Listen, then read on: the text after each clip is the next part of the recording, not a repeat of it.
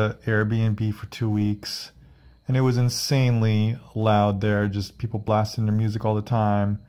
The super thin walls, throwing parties on the weekends right outside my door. It was crazy loud. So I'm like the kind of person that just needs to be in a very quiet place.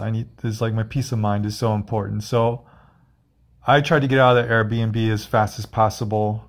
I left early. The lady wouldn't refund my money. And I found a place that was quiet. I went to look at it on a Saturday night. It was very quiet. No other houses around. So I moved in the next day. Well, Monday, 8 o'clock in the morning, I hear drills, hammers, jackhammers. It was crazy loud. And outside, I look outside and they're building a frickin' hotel. Well, I kind of got used to the construction sounds, and it wasn't so bad because it would usually stop at 5 or 6 in the evening. But then about 3 weeks ago, a family rented out the room next to mine.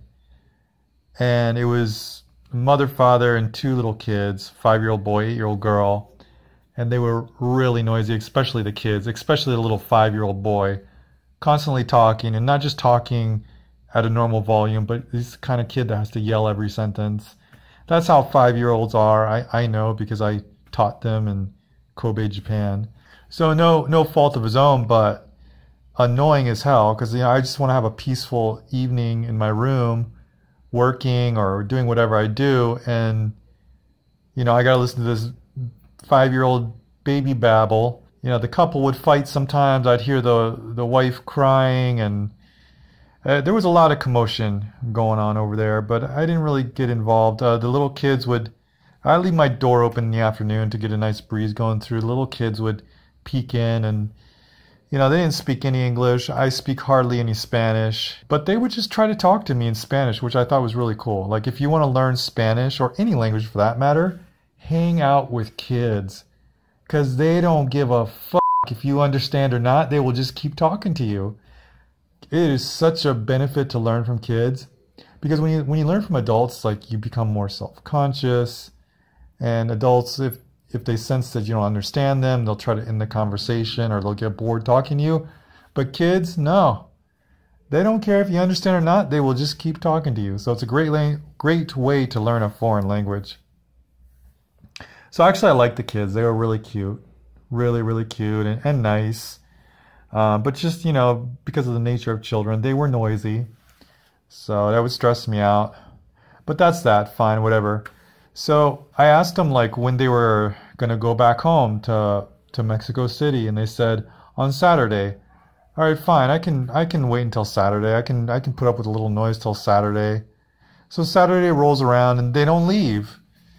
Anyways, they end up staying for 2 more weeks. At first it was a vacation, I guess, and they turned it into a permanent move. They're still pretty noisy, and I talked to the landlady and I told her, look, there's just too much commotion going on next door. And, just to give you guys an idea, I mean, these aren't American-style houses. I mean, there's no insulation in the walls. Like, I have 3 windows in my room here that don't have windows over them, glass over them. There's just a screen.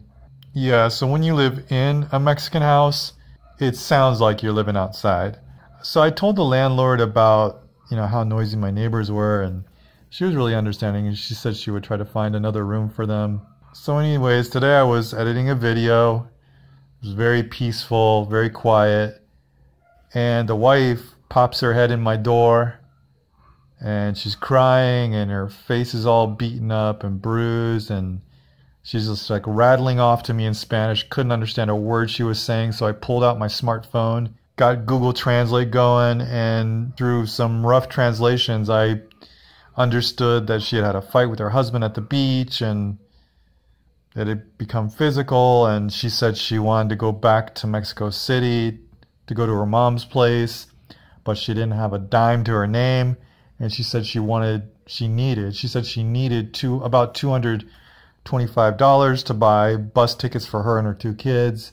You know, my first instinct was, oh my God, I want to help this lady. I mean, they've been such a pain in the ass as neighbors, but I can see she's in a really desperate situation and I want to help. I want to make it better for her. So I called one of my friends here who can speak Spanish and English, and I explained the situation to her. And my friend said, okay, here, let me talk to your neighbor. So she's talking to my neighbor, and they talked for a few minutes, and I guess my neighbor was explaining her situation. Then I got back on the phone with my friend. So my friend said, yeah, she's probably scamming you. It's not true. They're leaving. They're probably they see you as an American with money, and they want to get some money out of you. But while the lady was on the phone with my friend, I was talking to the kids, and you know, with very basic Spanish, I asked them, I said, where were you? They said, we were at the beach. And I said, why aren't you at the beach now? And they said, because daddy hit mommy. So I don't think the kids were lying. And the woman was pretty worked up emotionally. I had a feeling it was the truth. I didn't give the wife a yes or no answer about giving her $225. I really wanted to help her, but that was a lot of money for me. So she asked if she could borrow my phone so that she could call her mom. So I gave her my phone, and she was really upset and crying, and I tried to play with her kids so that they wouldn't bother her. And then the landlady came back to the estate here, and she speaks Spanish and English fluently. The wife started talking to the landlady and explaining the whole situation. Anyways, it turns out her husband was beating her. He's a drug user. He came here to get some day labor construction job, and he was doing drugs. He was messing around with other girls, and it just made me so sad because these two kids, they're so adorable. They are the cutest little kids, and they're so friendly. And I just can't imagine having two beautiful children and crapping all over that. Like, I don't get it. I mean, this guy must have a serious drug problem or something, but it just breaks my heart. So anyways, in the end, the landlady is a nice lady, and her husband and me, we all chipped in to help the woman buy a bus ticket to Mexico City for her and her two kids. And we called a taxi for her to take them to the bus station, and we saw them off, and that's it. They're gone.